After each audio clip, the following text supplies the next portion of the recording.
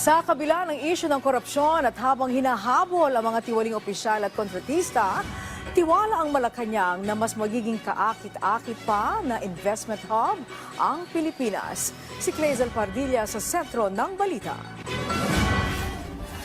Kumpiyansa ang administrasyon ni Pangulong Ferdinand R. Marcos Jr. na darami pa ang mga negosyanteng nais mamuhunan sa bansa. Sa harap ito ng mga ginagawang hakbang laban sa katiwalian sa mga proyekto kontra baha. Investors want to invest in countries whose leaders fight corruption, whose leaders are willing to put in jail people who are corrupt.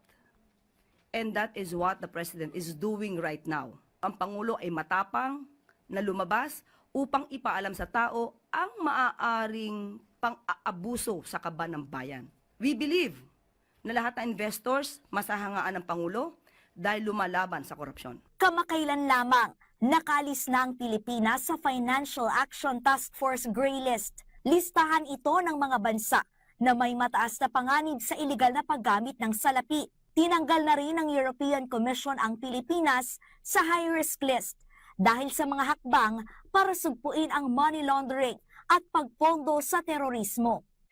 Kasunod ng gulo sa mapayapa sanang anti-corruption protest nitong linggo, siniguro ng Health Department ang tulong sa mga nasugatang realista at mga pulis na dinala sa Jose R. Reyes Memorial Medical Center. Ayon sa DOH, 48 individual ang isinugod sa naturang ospital ang wala nang babayaran sa kanilang bill. Alinsunod ito sa utos ni Pangulong Marcos na zero balance billing o pag-alis sa gastusin ng mga pasyenteng dinadala sa mga accredited hospital ng ahensya. Tiniyak din ng DOH ang pagbibigay ng mabilis at dekalidad na serbisyong medikal para sa mga Pilipino.